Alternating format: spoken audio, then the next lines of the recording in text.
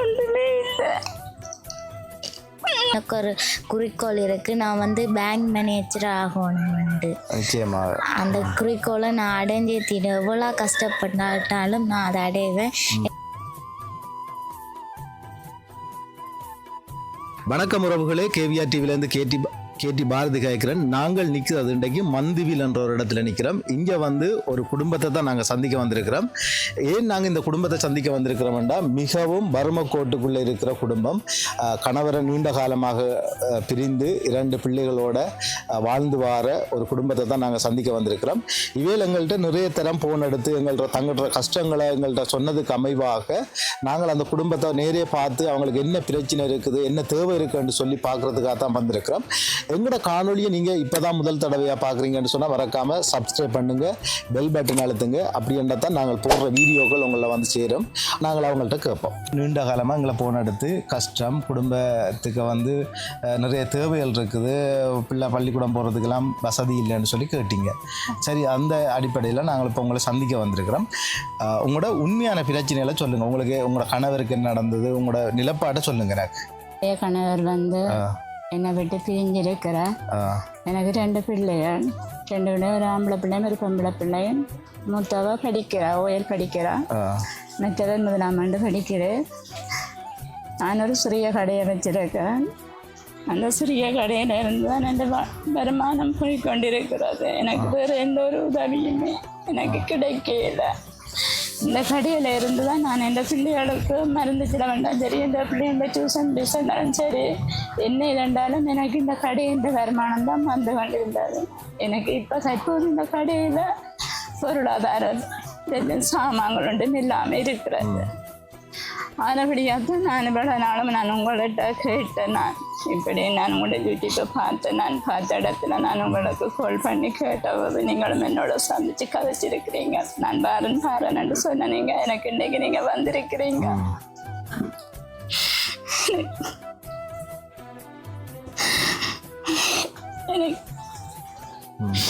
எனக்கு எந்த ஒரு உதவியுமே எனக்கு கிடைக்கல. எனக்கு இந்த சமுத்தியோ இல்லாட்டிக்கு இந்த நலம்புரி காசோ எந்த இதுவும் எனக்கு கிடைக்கல. அரசாங்கத்தால் வந்தது எனக்கு ஒரு வாழ்வாதாரம் மட்டும் வந்தது. அந்த வாழ்வாதாரத்தை தான் நான் காசாக எனக்கு தெரியல. பொருட்கள்லாம் தந்தவையல், ஒரு பிரிட்ஜ் ஒன்று தந்தவையல், மற்ற ஒரு ஷோகேஸ் உண்டு, தெராஸ் உண்டு தந்தவன். இவ்வளவு எனக்கு தந்திருக்கேன் அரசாங்கத்தால். எனக்கு வேறு எந்த ஒரு கொடுப்பனவும் எனக்கு இல்லை. எனக்கு வேற ஒரு எந்த ஒரு நிறுவனமோ இல்லாட்டி எனக்கு சார்பாக ஒரு வேறும் எனக்கு உதவி செய்ய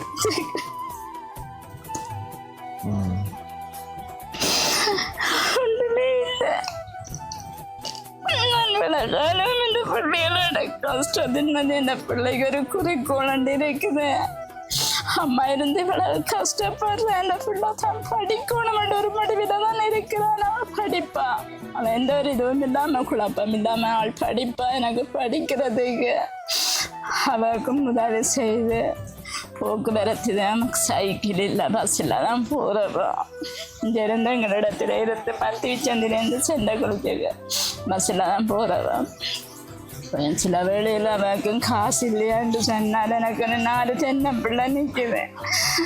அந்த 4 தென்னை பிள்ளையில தான் நான் அதை தேங்காயை பிடுங்கி நிறுத்தப்பட்ட நான் இந்த பிள்ளைகளுக்கு பஸ் காசு கொடுத்து விடுறேன்.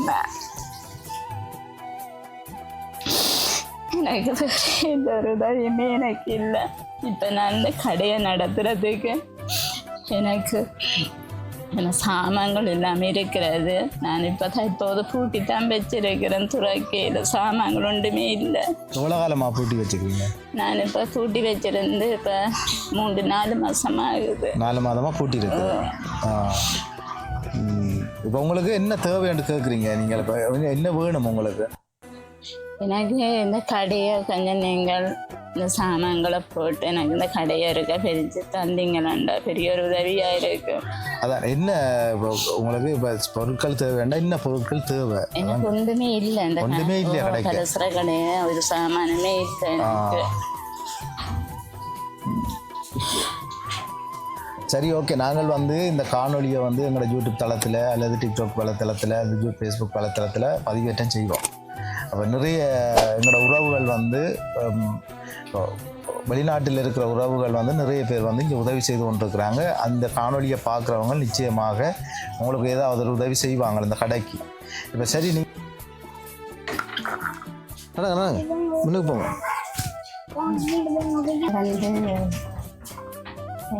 கொஞ்சம் கொப்பி இருக்குது, மற்றது இந்த கொஞ்சம் சின்ன சின்ன இதுகள்லாம் இருக்குது. மற்ற அத்தியாவசியமான சாமான்கள் ஒன்றுமே இல்லை. அரிசி இல்லை, மாவில்லை, சீனி இல்லை, மற்ற பிஸ்கெட்டுகள், தேயிலைகள் ஒன்றுமே இல்லை. மற்ற சும்மா ஒரு சின்ன சின்ன இதுகள்லாம் இருக்கிறது. இந்த கடையை தான் இப்போ நீங்கள் பூட்டி வச்சிங்க. இதுக்கு கொஞ்சம் சாமானை போட்டால் பொருட்களை இதில் போட்டால் அரிசி, பருப்பு, சீனி, தேங்காய் கொஞ்சம் போட்டு எல்லா சாமானும் கூடிய மிதந்தாண்டா ஓரளவு நல்ல வியாபாரம் போகும். இதில் நீங்கள் இப்போ மகள் வந்து தூர ஸ்கூலுக்கு போகிறான்னு தானே சொல்கிறீங்க. சரி, அவர்கிட்ட ஒருக்கா கொடுங்க, நான் அவர்கிட்ட அது சம்மந்தமாக கதைக்கிறேன். எனது பேர் வந்து கனிநிலா. நான் வந்து ஓஎல் படிக்கிறேன். எங்கள் அப்பா வந்து எங்களை விட்டு பிரிஞ்சு கனவரிசம் ஆயிட்டு. எனக்கு ஒரு தம்பி இருக்குது. அம்மா வந்து என்னை கஷ்டப்பட்டு தான் படிப்பிக்கிறாங்க. நான் வந்து அப்போ நான் மேலதிக வகுப்புக்கு போகிறதுக்கோ எனக்கு எந்த ஒரு வசதியுமே இல்லை. நான் வந்து இப்போ ஓஎல் எழுதிட்டு இருக்கேன். இனி ஏஎல் கிளாஸ் தொடங்கிட்டு அந்த கிளாஸுக்கு போக கூட எனக்கு வசதி இல்லை. ஆனால் எனக்கு ஒரு குறிக்கோள் இருக்குது. நான் வந்து பேங்க் மேனேஜர் ஆகணும்ண்டு. அந்த குறிக்கோளை நான் அடைஞ்சே தீரும். எவ்வளோ கஷ்டப்பட்டாலும் நான் அதை அடைவேன். நான் வந்து ஸ்கூலுக்கு போகிறது வந்து எங்கள் இடத்துல இருந்து கடைசி 8 கிலோமீட்டர் அளவு பஸ்ஸில் தான் போகிறேன். நான் சென்ட்ரல் காலேஜ் ஸ்கூலுக்கு அதில் நான் பஸ்ஸில் தான் போனோம். அதில் சிலது போகிறதுக்கு கூட காசு இருக்காது. அம்மா வந்து இந்த தேங்காய் விற்று தான் எனக்கு பஸ் காசு தருவா. இப்படி எவ்வளோ கஷ்டப்பட்டு படிக்கிறேன். எனக்கு படிக்கிறதுக்கு நான் டியூஷன் செல்வதற்கு எனக்கு காசும் தந்து எனக்கு சைக்கிள் ஒன்றும் பெற்றுத்தாங்க. உங்களுக்கு டியூஷன்டா ஒரு எத்தனை டியூஷன் இதுக்கு போகிறீங்க? நீங்கள் எத்தனை வகுப்பு? நான் வந்து கொமர்ஸ் தான் எடுக்கிறேன். கொமர்ஸ் அண்டு இங்கே புதுக்குடியிருப்பில் வந்து பொருளியல் மட்டும்தான் இருக்குது. மற்ற வகுப்புகள் கொமர்ஸுக்காண்டு மட்டும் இதுதான் இருக்குது. இது மட்டும் தான் இருக்குதா? இல்லை, நான் கொமர்ஸ். எவ்வளவு மாதம் அங்கே நீங்கள் கட்டணும்?